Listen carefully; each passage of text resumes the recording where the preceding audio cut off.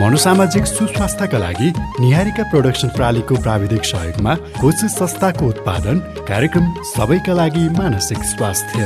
मानसिक स्वास्थ्य बिना स्वास्थ्य छैन, यो कुरा बुझिलेऊ है। मानसिक स्वास्थ्य बिना स्वास्थ्य छैन, यो कुरा बुझिलेऊ है। नमस्कार, म मिलन गहतराज। यहाँहरूलाई स्वागत छ कार्यक्रम सबैका लागि मानसिक स्वास्थ्यमा। यो कार्यक्रम मनोसामाजिक सुस्वास्थ्यका लागि निहारिका प्रोडक्सनको प्राविधिक सहयोगमा कोसिस संस्थाले उत्पादन गरेको हो। यो कार्यक्रम हरेक बिहिबार बिहान 7:30 देखि 8 बजेसम्म कान्तिपुर एफएमबाट सुन्न सक्नुहुनेछ। यो कार्यक्रममा हामी मनोसामाजिक सुस्वास्थ्यका बारेमा कुरा गर्छौं। मनोसामाजिक सुस्वास्थ्यका बारेमा भएका गलत अवधारणा र मान्यताहरूलाई चिर्ने काम गर्छौं। कार्यक्रमको सुरुमा सुन्नेछौं कोसिस मञ्च, जहाँ जीवनको कुनै कालखण्डमा मनोसामाजिक स्वास्थ्य समस्या भएको र त्यो समस्यासँग जुधेर अहिले सामान्य जीवन बिताइरहनुभएका व्यक्तिहरूको कुरा सुन्ने गर्छौं। त्यसपछि सुन्नेछौं विज्ञ वार्ता, जहाँ हामी मनोसामाजिक सुस्वास्थ्यका लागि भएका पहल, नीति नियम, योजनादेखि उपचारसम्मका कुरा विज्ञसँग गर्नेछौँ। आजको कार्यक्रममा कोरोना भाइरसको डरले निम्त्याउने तनाव र चिन्ता व्यवस्थापनको बारेमा कुरा गर्नेछौँ।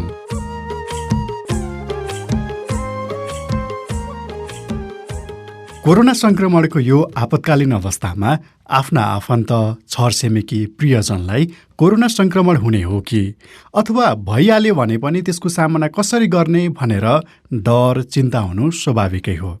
तर यो अप्ठ्यारो परिस्थितिको सामना गर्नु हामीसँग विकल्प नै छैन। समस्यासँग जुझ्नु त छँदै नै छ। जुझ्नु नै परेपछि मन दह्रो बनाउन सकियो भने समस्याको समाधान गर्न अझ सहज हुनेछ।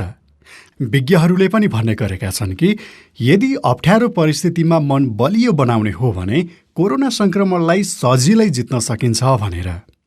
भन्न त सजिलो छ, तर गर्ने चाहिँ कसरी त हो। आज हामी उपायको कुरा गर्दैछौँ। आत्मबल बलियो कसरी बनाउन सकिन्छ भनेर हास्य कलाकार मनोज गजुरेलले कोरोना संक्रमणलाई जितिसकेपछि आफ्नो अनुभव कोसिस मञ्चमा सुनाउँदै हुनुहुन्छ। उहाँको अनुभव तपाईँलाई अहिलेको अप्ठ्यारो अवस्थामा काम लाग्न सक्छ। हाम्री साथी सृजना गौतमले सुरुमा उहाँलाई कोरोना संक्रमणको आफ्नो अनुभवबारे टेलिफोन सम्पर्क गरी सोध्नु भएको थियो। सुनौ है त हास्य कलाकार मनोज गजुरेलको कोरोना संक्रमण हुँदाको आफ्नो अनुभव। म अहिले पनि के भन्छु भन्दाखेरि जुनसुकै खालका बिमारीलाई निको पार्ने भनेको एउटा पहिला नम्बर 1 हाम्रो आत्मबल। मैले पनि त्यो चिजलाई एकदमै प्राथमिकतामा राखेँ। त्यतिखेर पनि म किन मर्छु, मेरो शरीरमा रोग छैन, रोग प्रतिरोधी क्षमता छ, मलाई गुरुहरूको मलाई आशीर्वाद छ, परमात्माले मलाई बचाउनुहुन्छ, परमात्माको साक्षात स्वरूपको रूपमा डाक्टरहरू हुनुहुन्छ, नर्सहरू हुनुहुन्छ। यो खालको चिजले पनि मोटिभेट गराउँछ।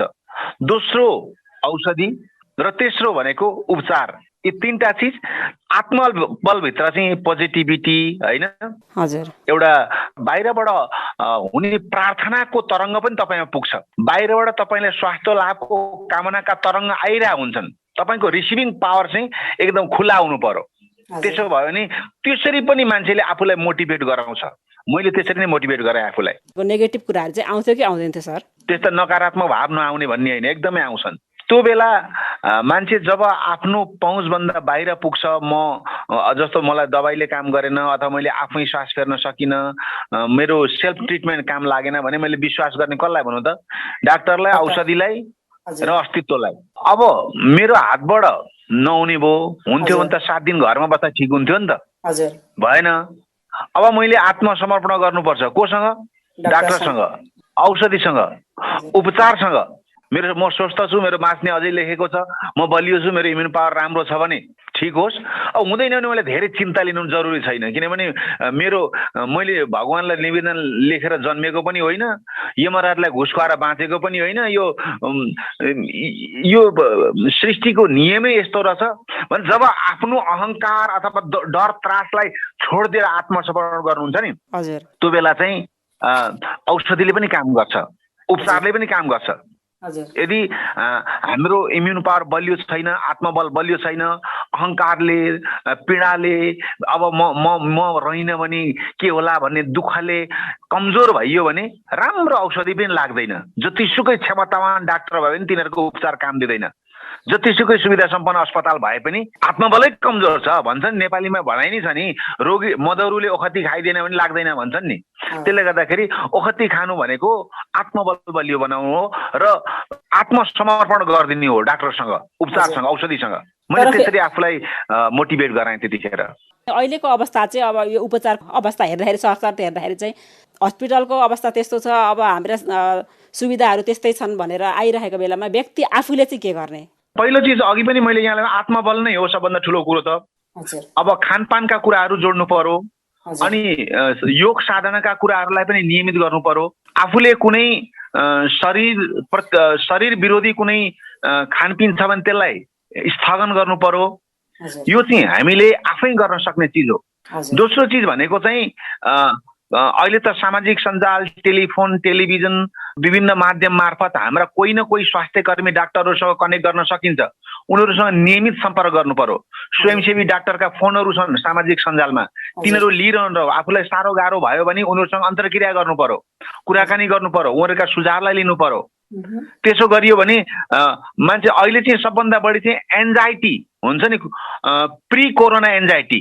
हाछिउँ आउँदा पनि बा मलाई कोरोना लाग्यो कि, टाउको दुखो रुगा लाग्यो भने बा मलाई कोरोना लाग्यो कि भनेको यो चाहिँ प्री कोरोना एन्जाइटी हो। यस्ता चिज मनोवैज्ञानिक परामर्श पनि जरुरी छ। त्यस कारणले गर्दाखेरि हामीले राम्रा चिज मात्रै हेर्ने सामाजिक सञ्जालमा, पहिलो चिज त्यसबाट बच्नका लागि पहिलो त हेर्दै नहेर्ने, जुन चिज तपाईँलाई आवश्यक छ त्यो मात्रै हेर्ने। आज कोरोनाले कतिजना मरे भन्ने कुरो आम जनतालाई के जरुरी छ? जो त्रसित हुन्छ त्यस्ता समाचार सुन्दै कति संक्रमित भए भनेर त्यो डाटा बुझ्नु जरुरी छैन जनतालाई। जो चाहिँ यस्ता घटना, यस्ता समाचार सुन्दा कमजोर हुन्छ। जिम्मेवार ठाउँमा त्यो कति भए, कति मरे, कति घाइते भए अथवा कति संक्रमित, त्यो त हेर्ने जिम्मेवार निकाय छ। त्यसले त्यस्ता चाहिँ आफूलाई अति आवश्यक पर्ने सूचना र सन्देश बाहेक अरू ब्लक गरिदिने टोटल्ली। जसरी अति आवश्यक काम बाहेक बाहिर नजाने भन्छ नि, हो त्यसै गरी भित्र नपस्ने सामाजिक सञ्जालमा एउटा। दोस्रो भनेको मोटिभेसनल चिजहरू फलो गर्नु पर्यो। बिहान बाबा रामदेवको योगा आउँछ आस्था टिभीबाट लाइभ 2-3 घण्टा, म त्यो हेर्छु। हो सिस्टर शिवानी भन्ने हुन्छ ब्रह्मकुमारीको, उहाँलाई फलो गर्छु। उहाँले एकदम जीवन उपयोगी चिजहरू दिनुहुन्छ। त्यस पछाडि इन्डियामै हुनुहुन्छ सद्गुरु जगी वासुदेव, उहाँले विज्ञान र अध्यात्म र मान्छेको अहिलेको मनोदशाको बारेमा हामीले कन्भिन्स गराउनुहुन्छ। नेपालमै पनि योगी विकासानन्द हुनुहुन्छ, उहाँले नेपाली भाषामा बुझ्ने गरी अहिले हामीले आफूलाई कसरी मोटिभेट गराउने कुरा बताउनुहुन्छ। त्यो बाहेक जीवन विज्ञान भन्ने संस्थाका थुप्रै मोटिभेसनल स्पिरिचुअल स्पिकर हुनुहुन्छ, उहाँलाई सुन्न सक्नुहुन्छ। ओशोका सुन्न सक्नुहुन्छ, तपाईँको श्री श्री रविशङ्कर सुन्नुहुन्छ। भने जति पनि यी पोजिटिभ गुरुहरू छन् तिनीहरूलाई सुन्यो भने के हुन्छ भन्दाखेरि मानसिक रूपमा यिनीहरूले बलियो बनाउँछन्, न कि विचलित बनाउने भिडियोहरू, आतंकित बनाउने तस्बिरहरू, तथ्य बिनाका समाचारहरू र तर्क बिनाका विचारहरू। यिनीहरूले हाम्रो इम्युन पावर कमजोर गराउँछन्, यिनीहरूले हाम्रो अक्सिजन लेभल डाउन गर्छन्। त्यस कारणले गर्दाखेरि नेटमा हामीले पुरै ब्लक गर्नु पर्यो। न्युज बिनाका हेडलाइन हेर्न छोड्नु पर्यो, भ्युज बिनाका टाइटल बन्द गर्नु पर्यो, युज बिनाका थम्बनेल देख्न छ त्यहाँ पस्नु भएन, फ्युज बिनाका हाइलाइट्सहरू हटाउनु पर्यो, लाइन बिनाका अनलाइन फलो गर्न छोड्नु पर्यो, मुटु बिनाका युट्युबहरू हटाइदिनु पर्यो, यी फन्डावाला चटकहरू हटाइदिनु पर्यो, यी काण्डवाला टिकटकहरू हटाइदिनु पर्यो। यति गरियो भने हामी कोरोना नलागेका मान्छेलाई अझै बलियो बनाउँछ। हामी यिनीहरूलाई फलो गर्यौँ भने मानसिक रूपमा कमजोर हुन्छ, आत्मबल कमजोर हुन्छ। आत्मबल कमजोर भएपछि शरीरका अङ्ग प्रत्यङ्ग कमजोर हुन्छन्, त्यस पछाडि भाइरसले एट्याक गर्छ। कोरोना लागिसकेका मान्छेहरूले चाहिँ अब के हेरेर बस्ने त? अब सामाजिक सञ्जाल पनि बन्द भयो, टिभी पनि बन्द भयो, के गरेर बस्ने त फेरि? सरले त्यतिखेर के गर्नुभयो? मैले त्यतिखेर अब कोरोना लागेपछि जतिखेर म शारीरिक रूपमा कमजोर थिएँ त्यो बेला त म आइसियुमा थिएँ। त्यतिखेर केही गर्ने कुरै गएन। जे गर्नु औषधिले गर्यो, होइन? जे गर्नु औषधिले गर्यो, जे गर्नु डक्टरले गर्नुभयो। तर जब डक्टर र औषधिको काम सिद्धियो र म आफै सेल्फ रिकभर हुनु पर्यो, त्यो बेला चाहिँ अब म लक्किली म धन्य छु कि म ध्यानमा जोडिएको थिएँ। म ओशोको ध्यान गर्छु। मैले लामो समयसम्म विपश्यनाको साधना गरेको छु र स्टिल गर्दैछु। त्यसले धेरै सहयोग गर्यो। जब जब मन भाँडिन थाल्थ्यो, ला मेरो त यहाँ कोरोना मात्रै लाग्यो होइन नि त, मेरो त फोक्सोमा हावा जमेर पाइप लाएर 5 दिनसम्म फोक्सोमा पाइप लाएर बाहिर प्लास्टिक झुन्ड्याएर हिँडेको मान्छे। अब कहिल्यै शरीरमा हतियार नपसेको मान्छे, ला मेरो त अपरेसन गरेछ अब मर्छु होला, अथवा ती सेतो लुगा लाका अनुहार नदेखेका मान्छे आउँछन्। पहिला पहिला घरमा बस्दा टिभीमा हेरिन्थ्यो, सेतो लुगा लाका मान्छेले चाहिँ कालो खाल्डोमा गङ्ग्रामा फालेका, मन भाग्थ्यो त्यो बेला होइन। तर मसँग मेडिटेसन थियो जसले चाहिँ बडो सहज ढङ्गले मैले त्यहाँबाट आफूलाई रिकभर गरेँ कि जब जब मन भाग्थ्यो, आइसोलेसनमा हुँदा, अस्पतालमा हुँदा, म औषधि पनि खाइरहेको छु, डक्टरसँग सम्पर्कमा छु, सबै ठिक हुँदैछ, औषधिले त काम गर्दैछ, तर मन कमजोर हुँदैछ। त्यो बेला के गर्ने हो? त्यो बेला मैले विशुद्ध मेरो नाकको बायाँ नाकबाट श्वास प्रवेश गयो, भित्र पस्यो, घाँटी हुँदै, छाती हुँदै, भुँडी, नाभि केन्द्र र मेरो मूलाधार चक्रसम्म श्वास गयो, फेरि त्यहाँबाट श्वास फर्क्यो, त्यही बाटो हुँदै हुँदै फेरि अर्को नाकबाट निस्क्यो। हो यही प्रक्रिया मैले सास हेर्ने विधि भन्छ त्यसलाई, विपस्सना होइन। आयो गयो, आयो गयो, आयो गयो, आयो गयो। जब तपाईँ श्वासमा आफ्नो दृष्टि लाउनुहुन्छ तब मनलाई नियन्त्रण गर्न सकिन्छ। भाग्दैन मन, भागे पनि त्यहाँ ल्याउन सकिन्छ। किनभने हाम्रो सबभन्दा नजिकको साथी मृत्युको नजिक हुँदा पनि श्वासले त छोड्दैन नि। डाक्टर नआउलान् हेर्न, आफन्त आइपुग्दैनन् तपाईँको क्वारेन्टाइनमा बसेको बेला, आइसियुमा बसेको बेला कोही छुने मान्छे हुँदैन जोसँग दोहोरो बोल्न सकियोस्, कोही मोटिभेटर हुँदैन, अर्को रुममा मान्छे मरिरहेछन्, त्यहाँबाट लास लगिरहेछ, त्यो त थाहा हुन्छ। हो यस्तो बेला सबभन्दा नजिकको साथी भनेको चाहिँ आफ्नो श्वास हुँदो रहेछ। श्वास रौन्जेल आस रहन्छ भन्छन् नि। हो त्यस पछाडि यो साह्रो भएका बिरामीका लागि हो। त्यसले गर्दा अलिकति जीवनलाई सहज बनाउनु पर्छ यस्तो बेला होइन। अघि फेरि म यसलाई बिट मार्न चाहन्छु कि मैले प्रसङ्गलाई बिट मार्न चाहेको भनेको सबै चाहिन्छ, डाक्टर चाहिन्छ, उपचार चाहिन्छ, औषधि चाहिन्छ, उत्प्रेरणा चाहिन्छ।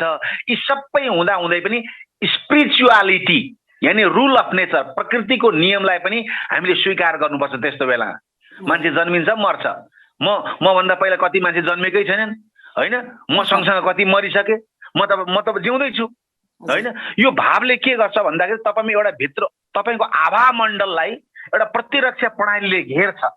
औषधिले काम गरेछ, डक्टरले गरेछ, नर्सले गरेछ भने तपाईँको आत्मबल र प्रकृतिले पनि तपाईँलाई साथ दिन्छ। यो मेरो अनुभव हो।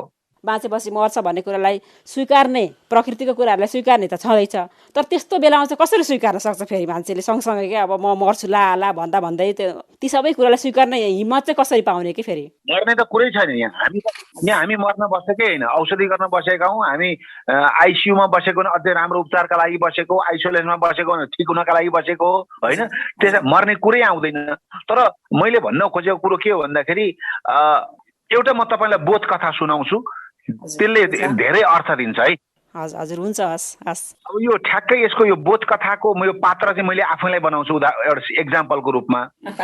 म बिच बाटोमा उभिरहेको छु मेरो गाउँको टोलको, अनि एउटा डरलाग्दो आकृति मेरो अगाडि आइपुग्छ।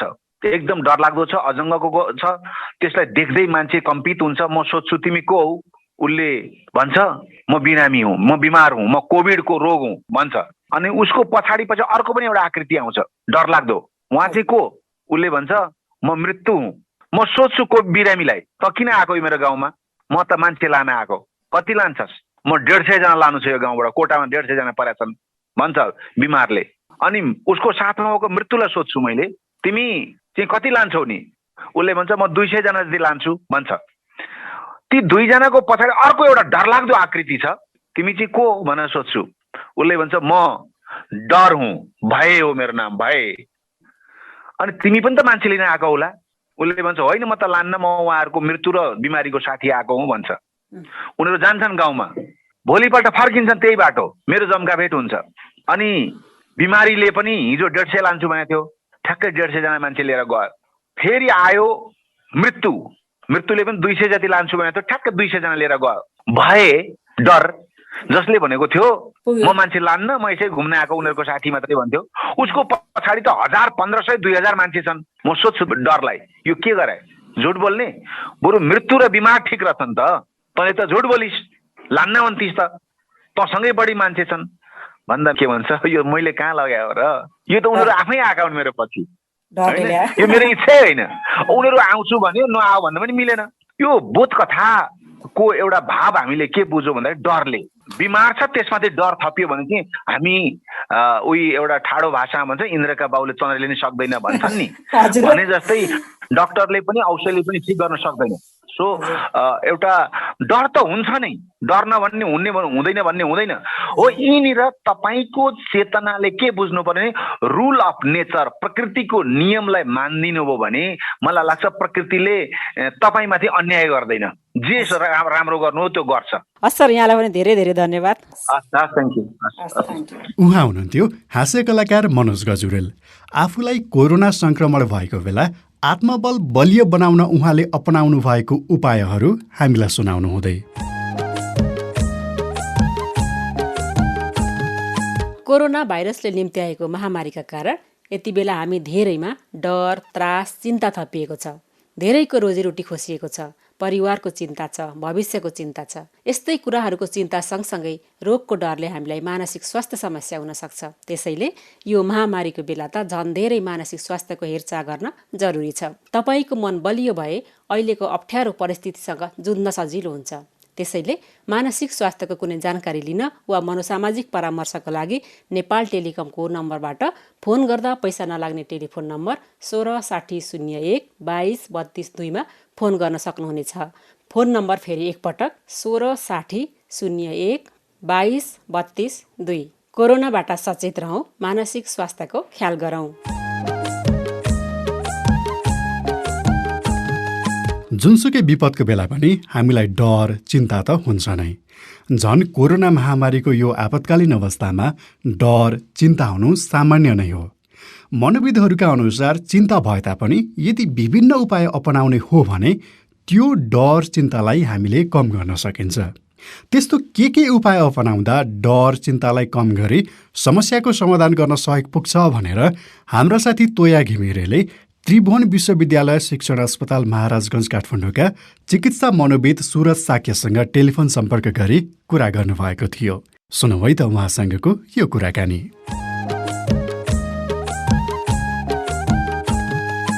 सुरज सर नमस्कार। हजुर नमस्ते। हजुर अब यो अहिले अब के छ भने यो सरसर्ती हेर्दाखेरि चाहिँ अहिले के छ भने धेरै ठुलो समुदाय चाहिँ कोरोनाबाट प्रभावित भइहाल्नु भएको छैन, तर म प्रभावित हुन्छु कि भनेर अति नै आत्तिने, त्रसित हुने त्यो देखिन्छ। उहाँहरूले चाहिँ आफूलाई मानसिक रूपमा बलियो बनाउनका लागि, आफ्नो आत्मबल बलियो बनाउनका लागि के गर्नुपर्छ सुरज सर? यो परिस्थितिमा अरूलाई पनि गाह्रो भइरहेछ, कहिलेकाहीँ त्यो स्वीकार्दा पनि धेरै सजिलो हुँदो रहेछ कि, नत्र चाहिँ ल म यस्तो बलियो मान्छे, मलाई पनि यस्तो चिन्ता लाग्न थाल्यो, अब खत्तम हुने हो कि भन्ने कहिलेकाहीँ त्यो चिन्तामाथिको अर्को चिन्ता चाहिँ कहिलेकाहीँ आउँदो रहेछ। त्यो एउटा चाहिँ याद गर्नु पर्यो। अनि हामीलाई अब होसियार हुनुपर्छ होइन, तर कहिलेकाहीँ चाहिँ होसियारी हुने र त्यो त्रासको बिचमा कहाँ फरक छ भन्ने हामीलाई थाहा नहुने रहेछ। त्यसैले आफूलाई चाहिँ सोध्ने गरौँ, जब तपाईँ अब जस्तै खाँदै हुनुहुन्छ यो चिन्ता आयो, ला हुन्छ कि सकिँदैन कि होइन, त्यो आउन साथै मलाई यस्तो पो सोचाइ आइरहेको रहेछ भनेर एकचोटि आफैलाई चाहिँ सोध्ने गरौँ होइन। जस्तै यो खाँदैछु, मलाई चाहिँ त्यो लाग्ला कि भनेर त्यो सोचाइले त के पनि काम गरेन नि होइन, तर म अब बाहिर निस्किँदैछु, लाग्ला कि सर्ला कि भनेर त्यो सोचाइले त मलाई जोगायो नि होइन, त्यसको त सदुपयोग छ नि।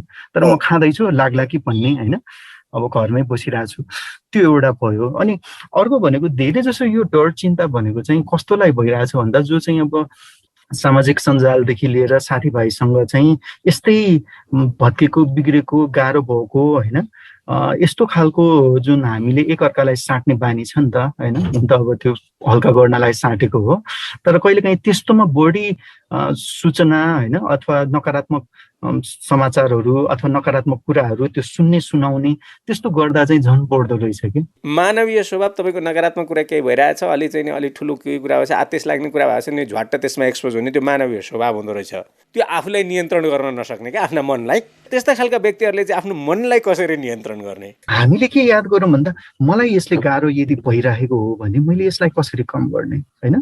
थुप्रोले एकदम क्रिएटिभ वेजहरू प्रयोग गर्नु भएको छ, जस्तो कि बिहान म एकछिन मात्र हेर्छु है त होइन, जस्तो कि अब फेसबुकमा नोटिफिकेसनहरू अफ गरेको छ अनि म फेसबुक अथवा अब म अरू सामाजिक सञ्जालहरू चाहिँ म यति बेला मात्र हेर्ने है त, अरू बेला चाहिँ मैले नोटिफिकेसन अफ गर्ने। जस्तो कि खाइसकेपछि हिँड्दा हिँड्दै कुरा गर्दा गर्दै त्यो हेर्ने होइन कि म चाहिँ खालि यति बजेदेखि यति बजेसम्म र दिनको मैले यति मात्र हेर्ने भनेर पहिला आफ्नो एउटा उद्देश्य चाहिँ तय गर्नु पर्यो। अब साथीभाइहरूसँग पनि तपाईँले याद गर्नुहोस्, मलाई चाहिँ पटक पटक फोन गरेर कसले तर्साउँछ त होइन।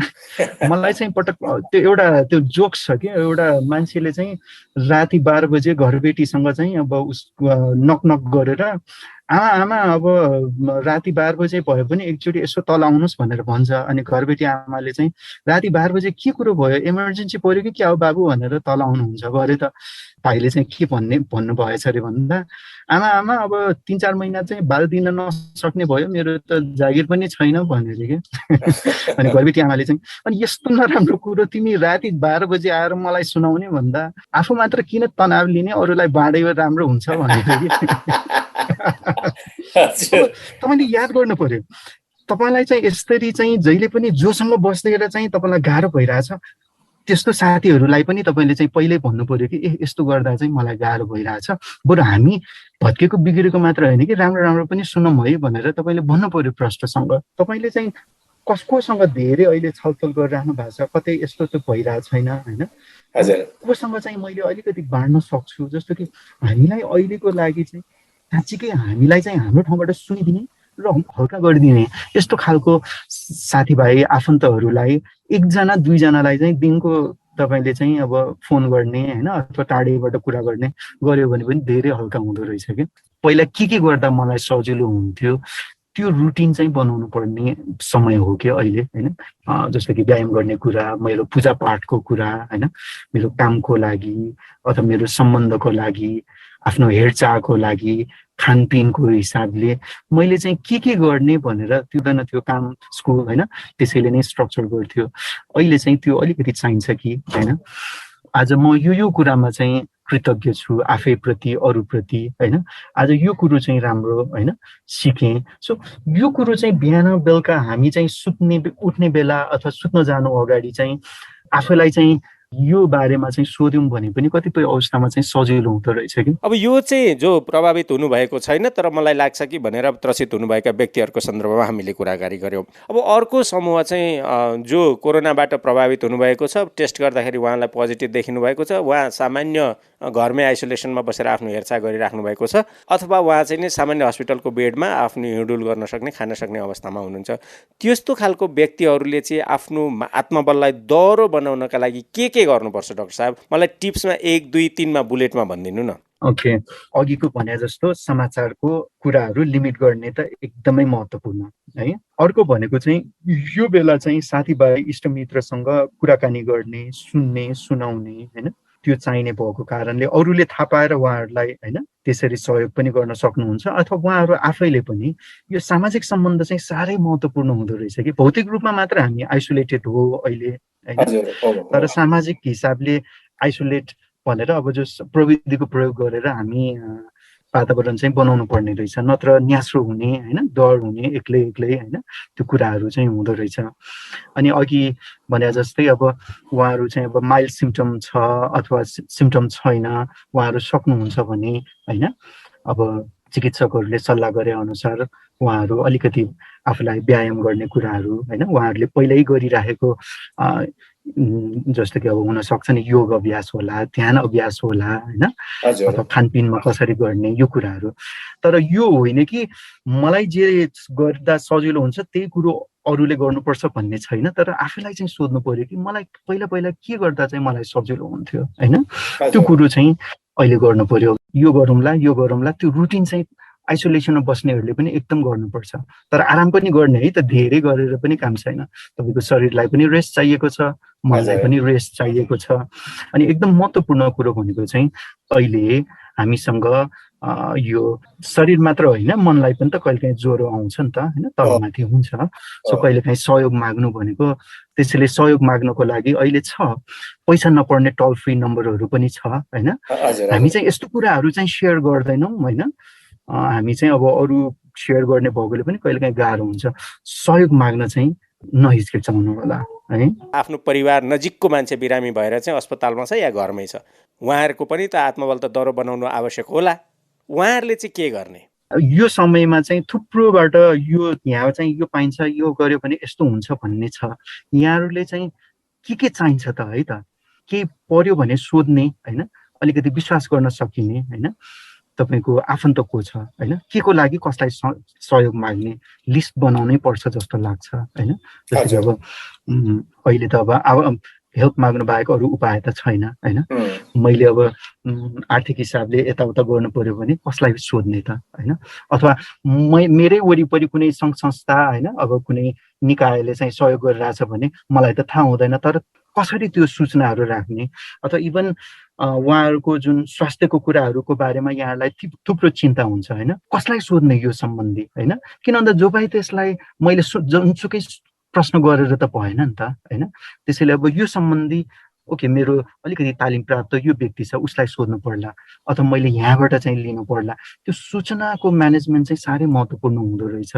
उहाँहरूलाई तपाईँहरूले केयर गरिराख्नु भएको छ, तर अलिकति आफ्नो लागि पनि केही समय त अब छुट्याउनु पर्छ। ओहो म त दिनभरि दगुरेर मसँग फुर्सदै छैन भन्नुभयो होइन, तर तपाईँ बलियो भयो भने तपाईँको साथीभाइ बलियो हुने हो नि त, आफ्नो त बलियो हुने हो। खानपिन हुनसक्छ, आरामको कुराहरू हुनसक्छ होइन, अथवा तपाईँको आफ्नो पूजापाठको होला, ध्यानको कुराहरू होला, योग गरिराख्नु भयो भने योग होला होइन, अथवा कसैसँग कुरा गर्ने र मुख्य कुरो चाहिँ पोख्ने र मन हल्का गर्ने। हाम्रोमा भन्छ नि, कसैले दुःख पोख्न आयो भने चाहिँ नरो नरो भन्छौँ नि होइन, रुन दिनुहोस् होइन, रुनु राम्रो हो होइन। बरु कसैले दुःख पोख्न आयो भने मजाले सुनेर उसलाई रुन दिनुहोस् होइन, उसलाई भन्न दिनुहोस्। उसलाई भन्न मन लाग्दैन भने शान्त बस्न दिनुहोस् होइन, भन पनि भन्नु परेन, तर धेरै अड्ती उपदेशको चाहिँ पोका चाहिँ नदिउँ। अहिलेलाई दुःख परेकोहरूलाई हामीले सुनेर हल्का मात्र गरिदिए पनि। डाक्टर साहबलाई मैले यहीँनिर रोकेर, हामी कहाँ यो एउटा सामाजिक चलन कस्तो छ भने कोही दुःख पर्यो भने अब यस्तै हो दुनियाँ, अब आके हामी जानलाई हो, तँलाई मात्रै होइन संसारलाई परेको हो भनेर त्यो एउटा सम्झाउने प्र्याक्टिस छ क्या। यसो सामाजिक सञ्जाल फेसबुकतिर पनि उहाँहरूले लेखेको हेर्दाखेरि मैले मेरो आफन्त अब चाँडै गुमाउँदैछु कि क्या भन्ने भाव त्यो चाहिँ नि, त्यो भय चाहिँ भयङ्करै भएको देखिन्छ। अनि त्यस्ता व्यक्तिहरूलाई तलतिरपट्टि चाहिँ नि त्यो कमेन्ट्समा फिडब्याकमा दिने चाहिँ के हुन्छ भने नि, दुनियाँ यस्तै हो, नगर यो गर उ नगर भनेर सम्झाउने अभ्यास हुन्छ। त्यो कतिको सही अभ्यास हो? त्यसले साँच्चै त्यो चाहिँ नि जो मान्छे जुधिराखेको छ, मानसिक रूपमा आत्मबल कमजोर भइरहेछ, उसको आत्मबल दह्रो बनाउन त्यसले सहयोग गर्छ? यति चाहिँ याद गरौँ कि कसैलाई दुःख छ भने मेरो काम भनेको त्यहाँ चाहिँ उसलाई म छु है, हामी छौँ है भन्ने त्यो आवाज मात्र दिनु नै सबभन्दा ठुलो कुरो जस्तो लाग्छ कि हामी छौँ, म छु होइन। त्यो सुनेर होस्, शान्त बसेर होस्, अथवा अघि भने जस्तो सूचना अथवा कुनै अर्को सहयोगको लागि चाहिँ हात बढाएर होस्, त्यति गर्यो भने सजिलो होला कि होइन। अहिले अब थुप्रो शोकमा हुनुहुन्छ होइन, यो हिसाबले यसलाई पनि फेरि धेरै प्रचार पनि नगर्दा राम्रो, किन भन्दा जो बिरामी हुनुहुन्छ उहाँहरूलाई पनि त्रास हुन सक्छ होइन। तर जो शोकमा हुनुहुन्छ उहाँहरूलाई चाहिँ सहयोग गर्नको लागि बरु हामी तत्पर छौँ है, हामी छौँ है भन्ने एउटा सन्देश चाहिँ तपाईँले कसरी दिनुहुन्छ, फोनबाट, मेसेन्जरबाट, अथवा अब कुनै साङ्केतिक हिसाबले, सायद अहिलेको लागि सबभन्दा ठुलो त्यही हो कि जस्तो लाग्छ। हस् डाक्टर साहब, यहाँलाई धेरै धेरै धन्यवाद। अत्यन्तै उपयोगी कुराहरू यहाँले बताइदिनु भयो। यहाँहरू सबै टिमलाई चाहिँ धन्यवाद छ। उहाँ हुनुहुन्थ्यो त्रिभुवन विश्वविद्यालय शिक्षण अस्पताल महाराजगञ्ज काठमाडौँका चिकित्सा मनोविद सुरज साक्य, तनाव व्यवस्थापनको उपायको बारेमा जानकारी दिनुहुँदै। यो सँगै आजका लागि कार्यक्रम सबैका लागि मानसिक स्वास्थ्य यति नै। यो कार्यक्रम कोशिश संस्था र निहारिका प्रोडक्सन प्रालीको फेसबुक पेज र युट्युब च्यानलबाट पनि सुन्न सक्नुहुनेछ। कार्यक्रमबारे तपाईँको कुनै जिज्ञासा वा प्रतिक्रिया भए feedback@kosisnepal.org र contact@nipmedia.org मा इमेल पठाउन सक्नुहुनेछ। त्यस्तै नेपाल टेलिकमको नम्बरबाट फोन गर्दा पैसा नलाग्ने टोल फ्री नम्बर 166001 2232 मा जिज्ञासा वा प्रतिक्रिया राख्न सक्नुहुनेछ। हवस् त, अर्को हप्ता मनोसामाजिक सुस्वास्थ्यको विषय समेटिएको अर्को श्रृङ्खला लिएर आउने नै छौँ। सुन्न नछुटाउनुहोला। आजलाई भने मनोसामाजिक सुस्वास्थ्यका लागि निहारिका प्रोडक्सनको प्राविधिक सहयोगमा कोशिश संस्थाले उत्पादन गरेको कार्यक्रम सबैका लागि मानसिक स्वास्थ्यबाट तोया घिमिरे, सृजना गौतम र म मिलन गहतराजलाई बिदा दिनुहोस्। नमस्ते।